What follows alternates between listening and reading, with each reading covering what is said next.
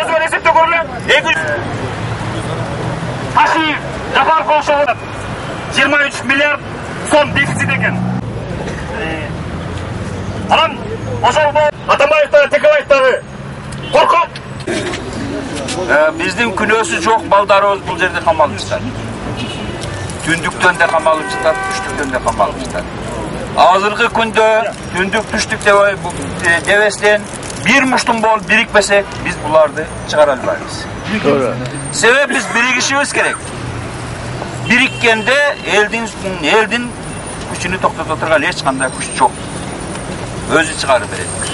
Bizden kala uşul baldardı çıkarıp bersin, kumter eldiki olsun. Gelecekte bizden nevrelerimiz dağı uşinti iylap, bizden altın ketti Kanadaga, bizden altın ketti Xitayga degen adamlar bolmoş gerek. Bugünkü günde uşunu biz özümüz, aksakaldar, uşul elimiz birigip durup, jaşkары debesden, birigip durup, uşunu biz kolga alıp, baldardın kolga salıp berbesek, ertengi zamanımız kıyın. Kıyın aksakaldar. Ben bir traktorist adamım, ben biligin durganım yok. Canım kıyıp, uşul baldardın demesi için geldim ben. Sebep uşul jerge argasızdan uşunu açtı. Ötken yılı 2012 yılı 11. yılda o yerde Oş okuyasının 2 yıldığını ben ötkörüşkenmin uşularga. Uşul yerde rezolüsiya kabul alganbız biz. 10 günde bizge gelip talaptarda atkarmasa prezident geçsin, premier geçsin, spiker geçsin. Biri çıkıp bundan yerde çıkkan yok. Milisiyalarda altı katar koyup duruyor uşul yerde. Eldi de kirgizgen emes, bolgon ur, 700 adam bolgon. Yeme bol eldin uğun lukbasa, ünün lukbasa. Hazır bizden ve taşıyıp, japarıp, bular kuyup gitti. Özlerinin bir rayonda bağa turgan, iki ağa bağa turgan baylığı var. Bular el üçün jaralgan adamlar. Bul kuyup gitti. Bolbosa şularga okşaş ele jep içip, başka mamleketlerge satışıp, koşa jesse, bulardın tavaklaş bolsa özünün nariyet, namısı çıdagan yok. Bir baldar üçün biz canımızı beremiz. Biz koruyuz bulardı. Hiç kaçan bu talada kala turgan baldar emes. Eğer de bunu çıkarmasa, hazırkı günde her bir rayonda 7'den kala adam geldi. Atambaev baş bolgon bayağı biyilikli müçeleri elden aldığa çıkıp cevap versin. 7'den adam geldi, 7'den daha eskertemiz. Emdigi de 70'den gelişim mümkün, 700'den gelişim mümkün, 7000'den gelişim mümkün. 700-7000'den gelişim mümkün. Uşul baldardın kanını tökmüştün, eneni ilatbay, atanı sızlatbay, kança okuyalardı. 7. aprelde dağı uşular cevap veriş gerek uşul yerde. Taşıyıp kokşaşıyla bundan buzuk girgen. 86 adam öldü, bunda Fırat özleri tartıp koygan. Andan keyin Oş okuyasında 400'den aşık adam öldü. Buna bugünkü günde 26 adamın daşı dayını tavılmay çıtar. Tabi bermey çıtar toşolun ölüklerini bergen çok. Eneler sizde vata, tatalar ile vata. Bu okuyalarga alıp barbasın, bu okuyalarga alıp bargan adamlar. Bu vaktinin hükümetin 14 müşösü bardığı. Men açık aytam, men dağı açık aytamın. Bu kıynalıp, kıstalıp biz torga düşken, oşol baldar düşken torga biz de düşöveremiz eğer kıynala turgan bolsak. Biz de tartabız. Sebe uşuğa okşagan patriotlar, Kırgızstan'dan çıkan patriotlardı. Biz korgap kalışımız gerek. Jaşkары debey, ayal erkek debey.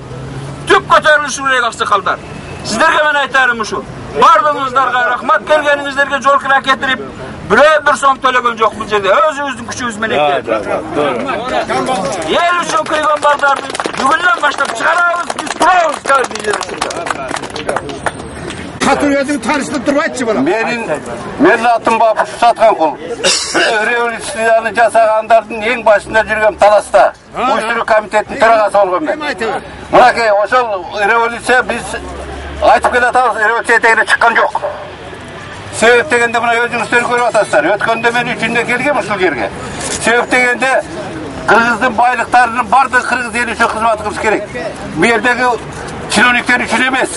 Mınaki özünüzleri görüp atasızlar. Janagı model degen Belokon, Şirşoktordun skemasını bizge gereğiniz yok. El büyük Al endi elden çıkan kiyik ekenini özünüzler көрүп атасыздар. Бийликтеги адамдар качып кетти. Эмне үчүн качтылар? Күнөөсү бар үчүн качты да. Караламан элде эч кандай чатак жок. Мен мурда күнүдө келдим. Ушу теледен сүйлөдүм.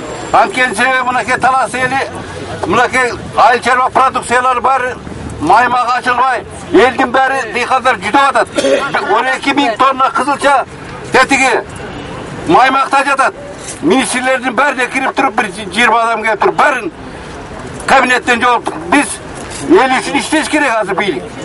Ал эми караламан калк өзүнүн арабасын айдап, өзүнүн тиричилигин жасап жатат. Ал эми мамлекет тараптан эч кандай колдоо жок. Муну боюнга алышыбыз керек. Мынакей бийликтин иштегенине 2,5 жыл болду. 2,5 жыл. 2,5 жылдын ичинде эмне кылды? Мисалы үчүн өткөндө келип Садыр Жапаровдун сөзүн уктум мен. Ал туура.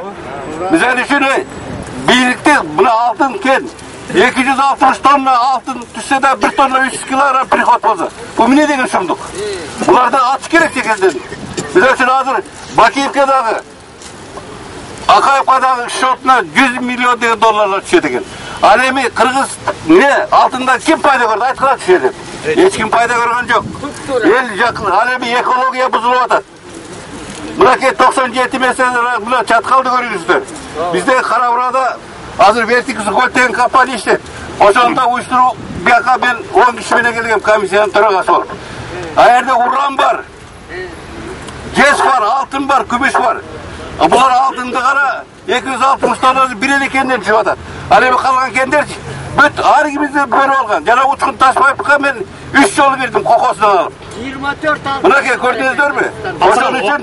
Ошон үчүн Кыргыз эли бир жакадан баш, бир жерге кол чыгарып ынтымактуу болуңуздар. Саламатсыздар, урматтуу агайын туугандар. Мен Балыкчы шаарынын Кумтөр элдик кыймылынын мүчөсүмүн, Балыкчы шаарынын депутатымын. Төраганын жардамчысы, орунбасарымын. Агайын туугандар, мен биздин ата-бабалар айткан бир макалга токтогум келип атат. Ханды Кудай ураарда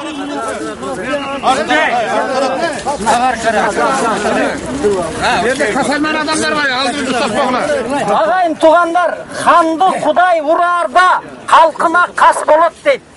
Бийликте отурган биздин ак сөөк бир туугандарыбыз элине ушунчалык туура эмес иштерди кылып атканын биз канча ирет кайрылып атабыз. Акырында мына сизге окшогон аксакалдар Кыргыз элинин уюткусу болгон 7 областтан келген биздин мондай аксакал аталарыбызды ордунан кыймылдатпай коюшса болот эле ак сөөктөр. Эми сиздер илгери ушундай сиздерге окшогон аксакалдар баардык проблеманы чечип, эч кимге кор кылбай, зар кылбай биздин элибизди, жерибизди асман тиреген аска чокулуу жерлерибиздин баарын сактап келген. Ошондой эрлерибиздин көзү өтүп бизде эмне андай эрлерибиз жок бекен? Мына чыгып чогула баштадык. Кудай буйрса алар ар бир айткан сөздөр үчүн, ар бир кылган иштер үчүн жооп берчү күн келет. Элин жерин ойлогон ажообуз же болбосо бийликке бир Кыргыз деген бир адамыбыз келер. Ошол убакта ушул жерде отурган элдин тагдырын ойлогон, элдин тагдырын оюнчук кылып аткан адамдар жооп берчү күн келет. Ошон үчүн айланып турган аксакалдар, баарыңыздардан суранабыз. Кумтөр деген бул жалпы Ысык көл балыкчынын проблемасы эмес, бүт Кыргыз элинин проблемасы. Балыкчыда эмне үчүн биз кайра кайрылдык? Өлүм житим көп, оору сыркоо көп. Ушунун баары Кумтөрдүн кесепети. Эгерде Кумтөр Кыргыз элине пайда алып келбесе, бизге эмне кереги бар?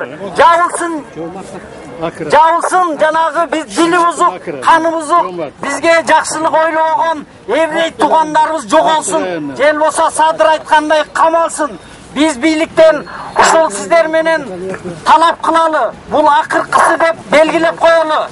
Бул элди жерде ойлогон Кумтөр үчүн Кумтөрдүн маселесин көтөргөн биздин 3 жигитибизди жана дагы жанында жүргөндөрдү камагандардын баары боштондукка чыгарсын, бошотушсын, алардын артынан кугунтук жүргүзбөсүн. Биз буну бийликтегилерге дагы бир жолу кайрылалы. Биз баарыбыз ынтымактуу болсок, алтон ала алсаң алдыңдағын алдырасың, төртөң төрт болсаң төбөдөгүнү аласың дейт. Баарыбыз ынтымактуу болсок бизди эч ким эчтеке кыла албайт. Биздин артыбыздан куугунтук кылып атат. Мейли биз баарына чыдайбыз.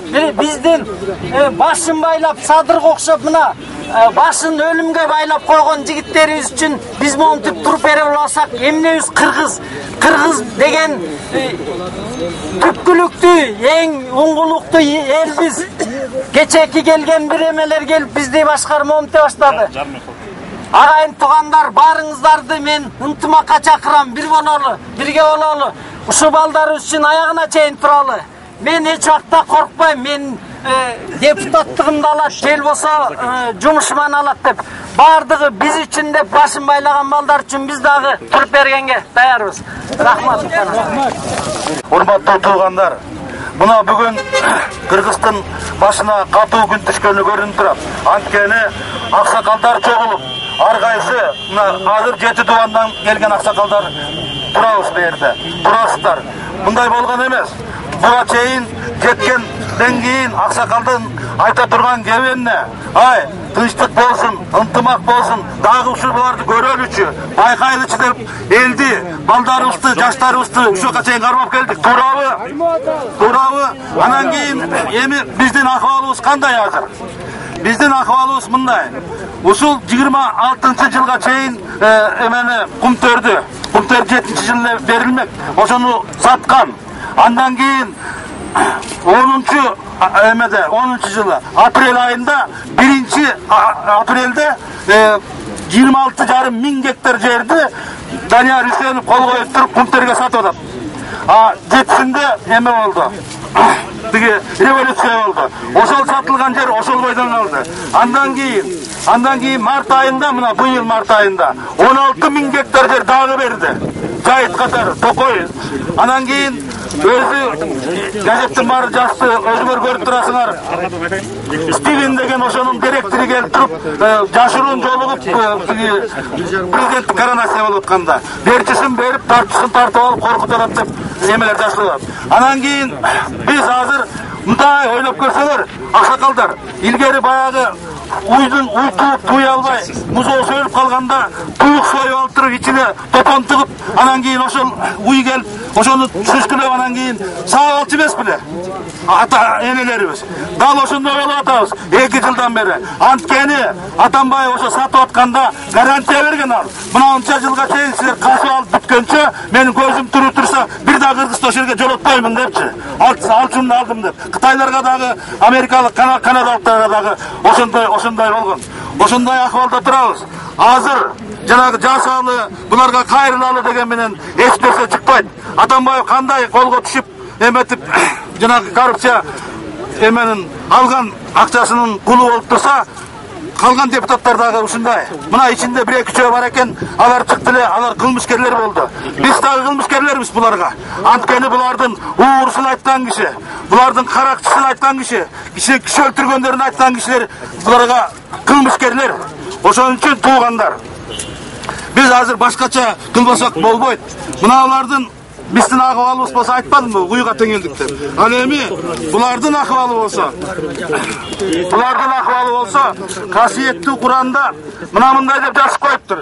Кудай, алардын жүрөктөрүндө Аллахка караганда силерден коркуу көбүрөөк.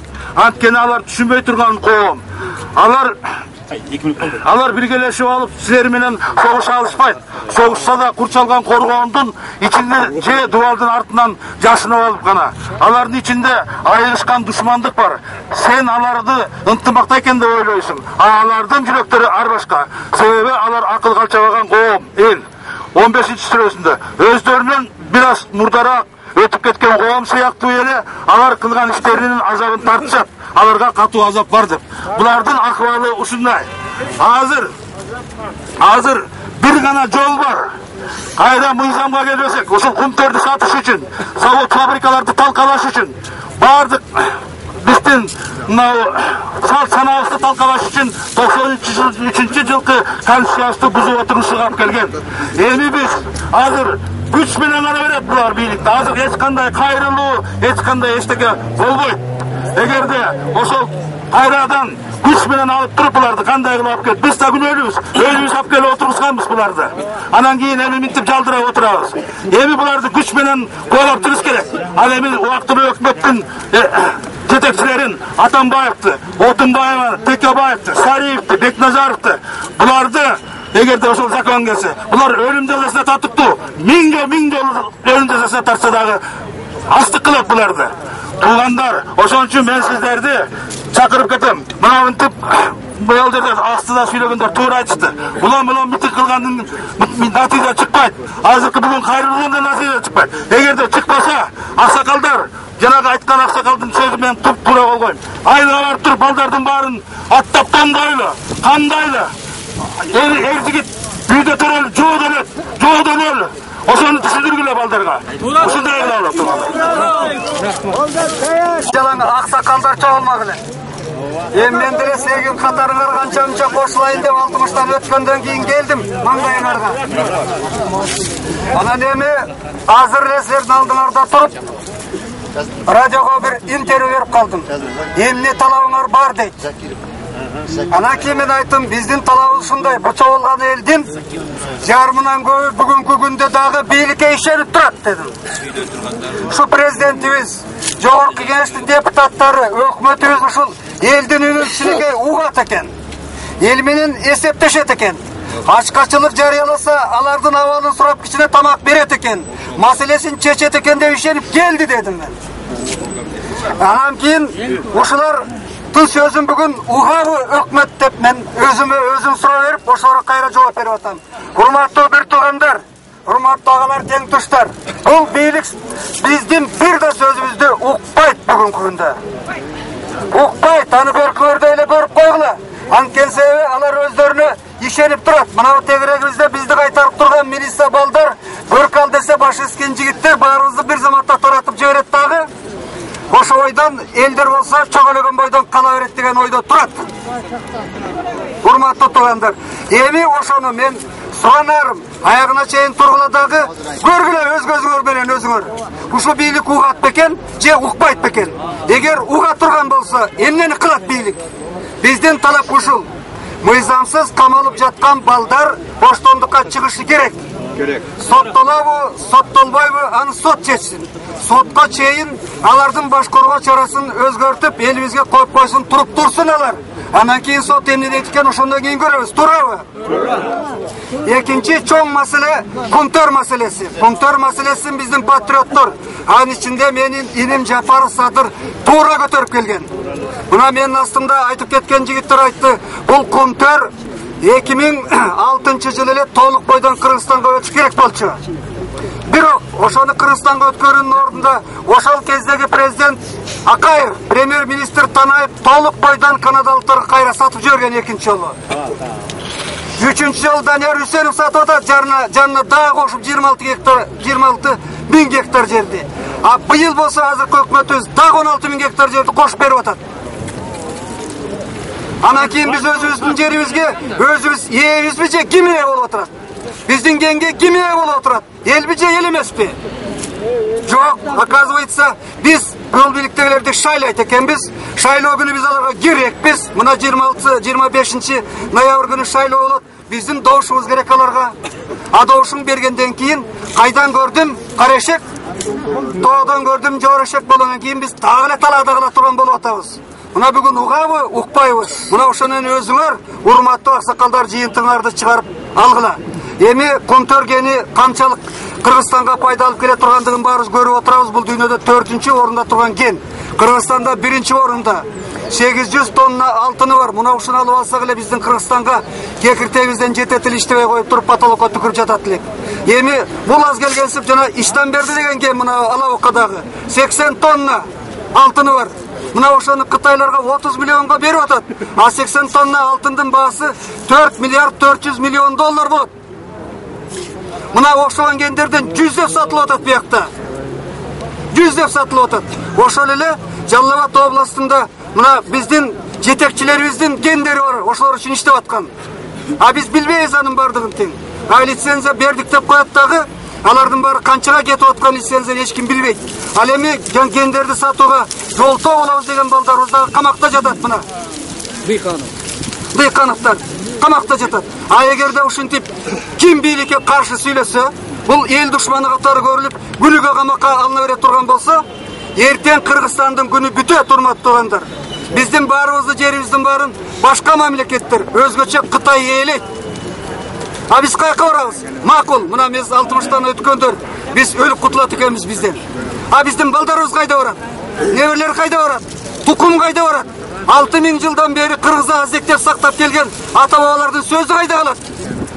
Мына ушуну ойлонолук баарыбыз, урматтуу туугандар. Темир жолго каршы Эми темир жол жөнүндө айтып берейин. Темир жолду салуунун өтө стратегиялык маселеси бар. Темир жолду салса кытайлык аскерлер келип салат, жөнгүч салбайт.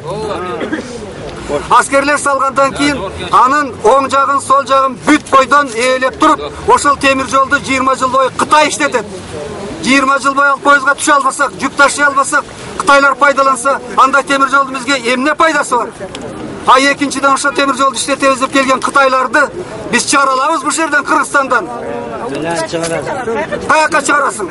Ал ташып келгени мейли ташып кеткен, кантип чыгаралабыз? Мына ошон үчүн урматтуу туугандар, бүгүн баарыңар тең. Ушул бийликке ишенип келгендер, ишенбей келгендер өз көзүңөр менен көргүлө.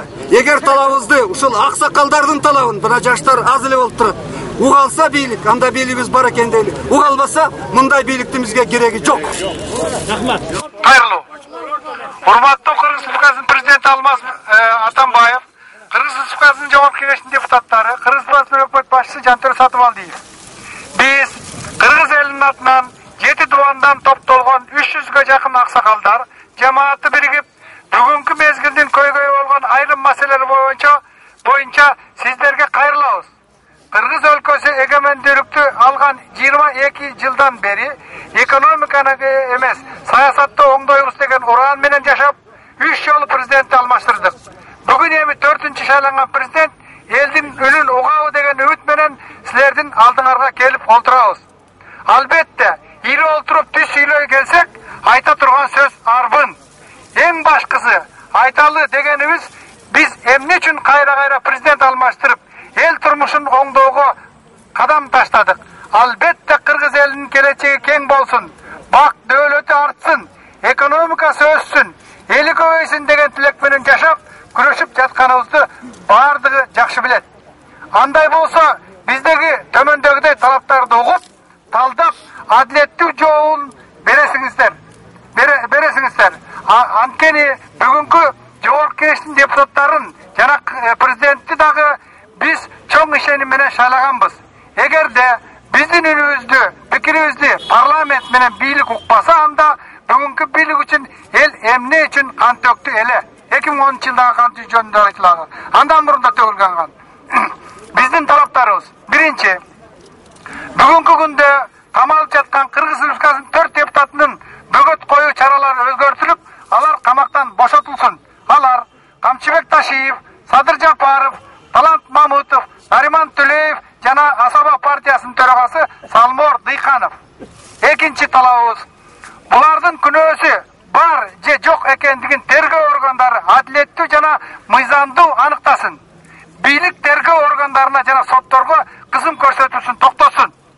Үчүнчү талабыбыз: Жогорку Кеңеш кумтөр маселесин жана Кыргызстандагы кем байлыктар менен иштөө багытындагы экономикалык жана экологиялык саясатын дагы бир ирет коомчулуктун өкүлдөрүнүн катышуусу менен Жогорку Кеңештин отурумунда талкууга алсын. Мына ушул талап. Анан ушул кайрылууду аягына чейин окуп кое берейин. Бир аз калды. Биз эмне үчүн мындай маселелерге токтолуп жатабыз? Бүгүнкү мезгилде Кыргызстанды чындап жок кылуу саясатын жүргүзүшкөн 2 президент жана алардын аткаруучулары Москвада, Минскиде сайрандап жүрүшсө, аларды сурагандын ордуна мекенчил жигиттердин тагдырына балта чаап, массалык маалымат каражаттары аркылуу бир жактуу жаманатты кылуусу бийликтин камсысын чапкандардын абийирсиздиги деп билебиз. Дегенибиздин себеби, Нариман Төлеевдин баш коргоо чарасын соттор өзгөрткөн эле. Бийликтин кысымы менен башка иш козголуп, ал кайра абакка алынды. Ошондой эле Кыргыз Республикасынын депутаттары Камчы Ташиев, Садыр Жапаров, Талант Мамутовторго козголгон кылмыш иши аларды камакка албастан эле териштирсе болмок.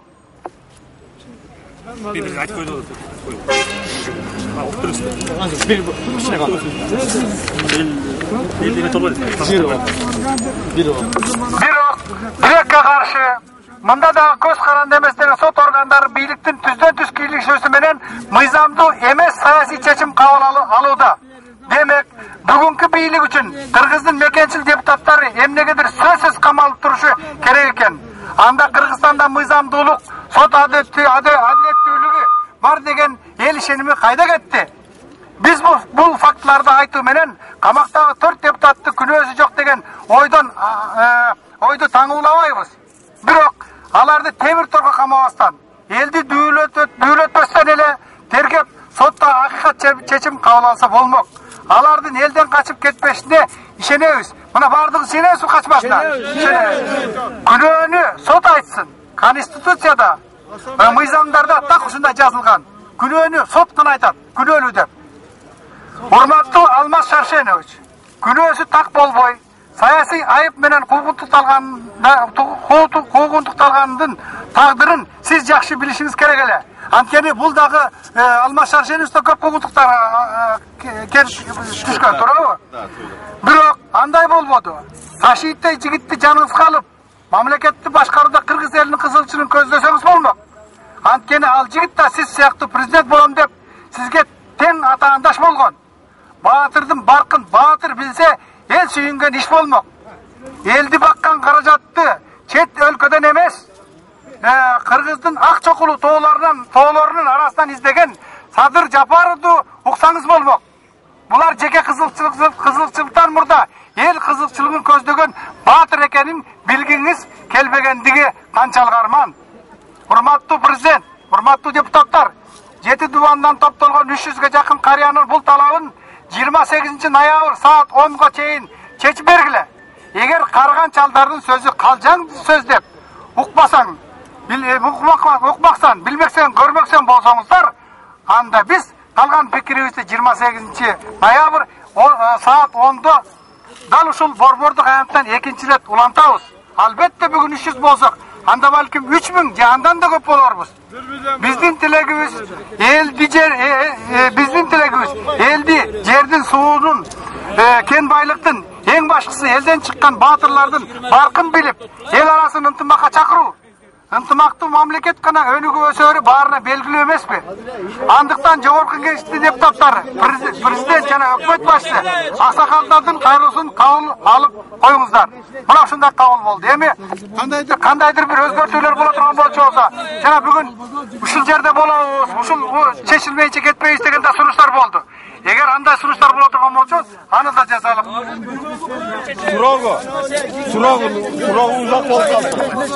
28 ноябрь. Сурак узак боло турган болчу, мындай болот да. Депутаттарды бүгүн чыгарып берсин. Мындай болот. Биз эмне үчүн мындай койдук? Мына мындай болот да. Биз мындай мөөнөт берели деп атабыз. Эмне үчүн андай кылып атабыз? Анткени алыстан келгендер бар, аксакалдар бар. Жок андай десеңер, анда аягына чейин турабыздар, аягына чейин туралык. Ага макулбуз. Турабызбы? Турабызбы?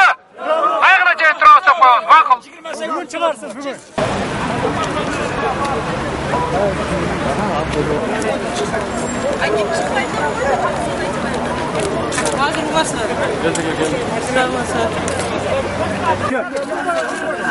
Биринчиден саламатсыздар, урматтуу аксакалдар. Биринчиден айтар элем, тынчтык болсун, эл арасында ынтымак болсун, жакшылык эле болсун да Кыргызстанда. Урматтуу аксакалдар, эми өкүнүчтүүсү ушул Ак үй деп коет экенбиз. Ак үйдө парламент анан президент олтурат, депутаттар менен президент. Мен азыр комитет жүрүп атты эле, бизде чогулуш болуп атты эле. Президенттин өкүлү бар, Орозбек Абдысаламович деп.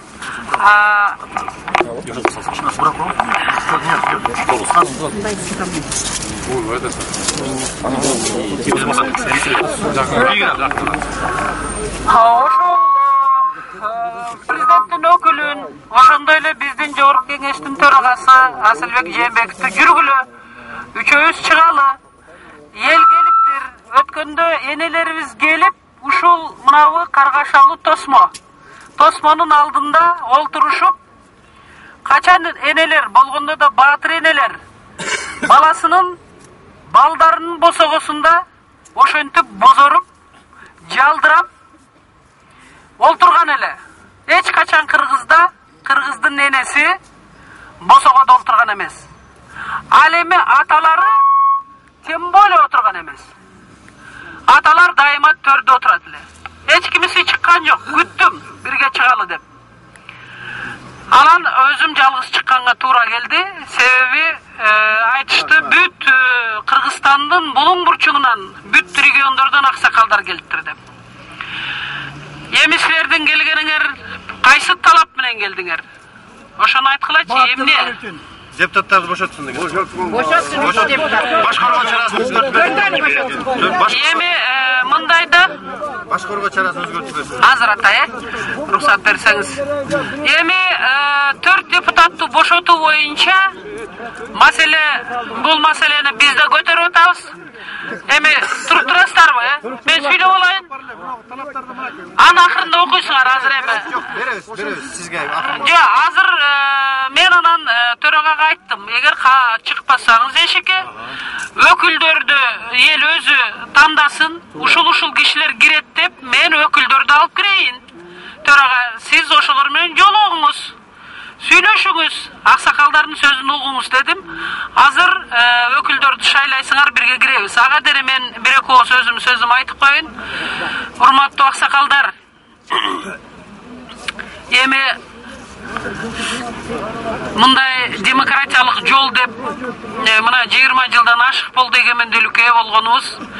Ушул жолдон тайбай келаттык элек, тилекке каршы мурунку президенттердин дагы күнөөсү бар. Алар дагы көп катачылыктарды кетирди.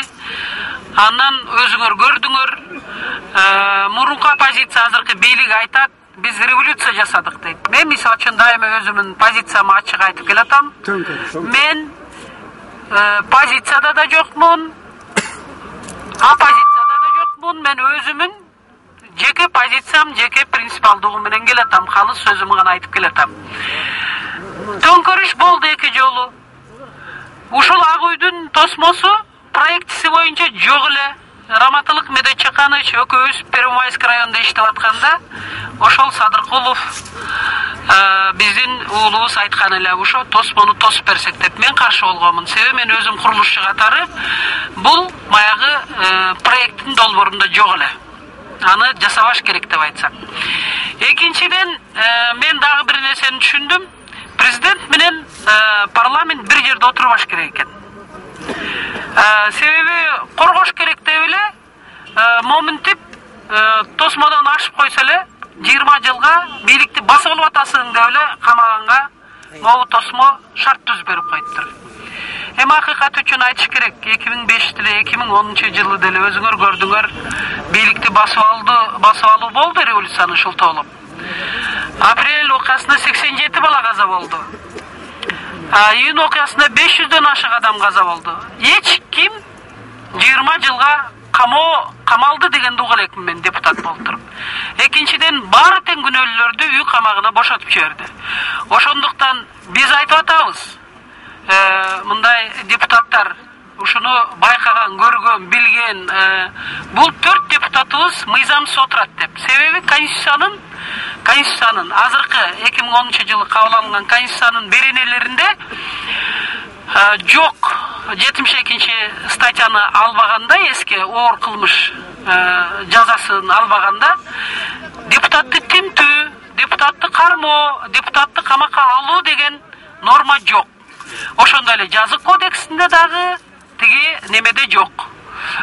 Конституцияда, баш мыйзамда да. Ал эми дагы бир нерсени айтып коеюн, бийликти басып алды деп атпайбы? 295-297. Бизде 3 бийликтин бутагы бар. Аткаруу бийлиги, сот бийлиги, анан мыйзам чыгаруу бийлиги. Бул парламент.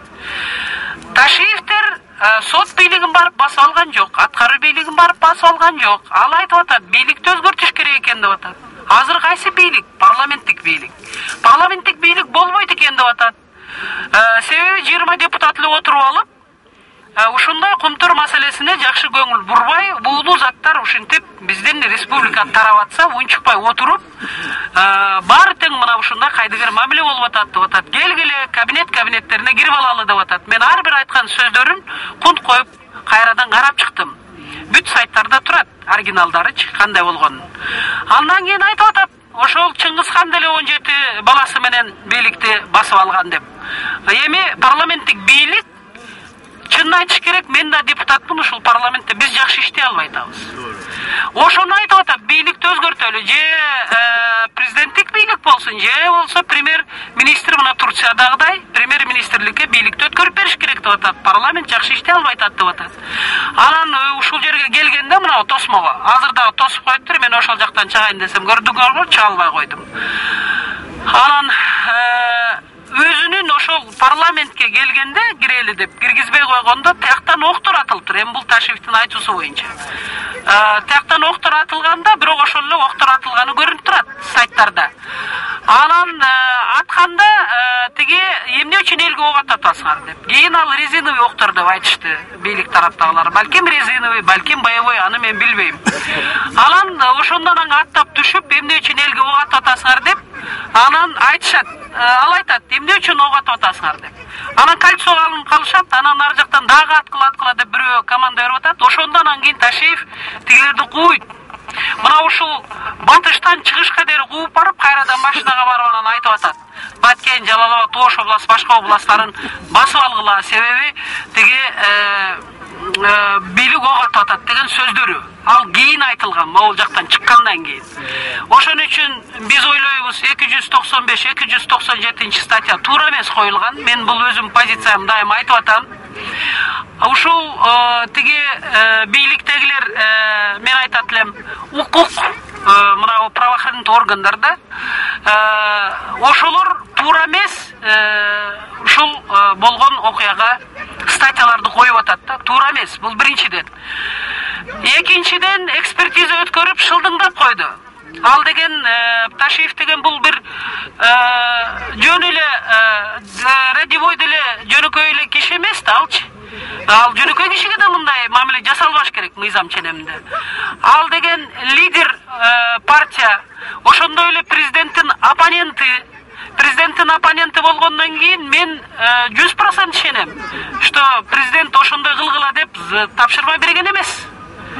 Бирок укук коргоо органдары мына ушундай жыйынтыкка келип, башкы прокуратура тарабынан мына ушундай болуп атканы бизди өкүндүрүп атат.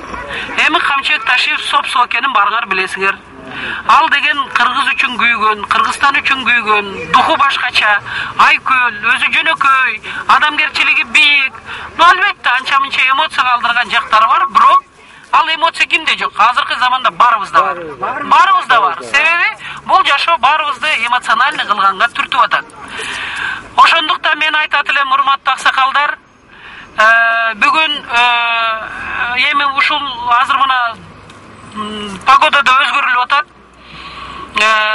Азыр силер, мен азыр өзүм оюму мурун гезиттерге, массалык маалыматтар каражаттарына берген оюму мына силердин алдыңарда кайталадым. Бул мен тарабынан айтылган сөздөр. Эми телевидение көрсөтпөйт. Кээ бир массалык маалымат каражаттары жазып чыгат. Анысы да бар, сайттарга да чыгат. Мына ошол сөздөрүн мен силердин алдыңарда кайталадым. Эми кимди десеңер, кимди делегировать этсеңер, ушул төрагага менин эми колуман эмне келет? Менин колуман бир гана нерсе келет, чындыкты коомчулукка жеткирүү. Башка колуман эчтеке келбейт. Бирок ошол чындыкты айтуу, коомчулукка жеткирүү, кечиресиңер, ошондой адамдарыбыз так аз калды. Өтө эле аз болуп атат. Равшан Жээнбеков айтып атат, авторитардык режимге келип калдык деп. Ошондой болуп баратат, өкүнүчтүүсү. Эгер ошондой болуп демократиялык стройдон кетсек, анда кредит да берилбей калат.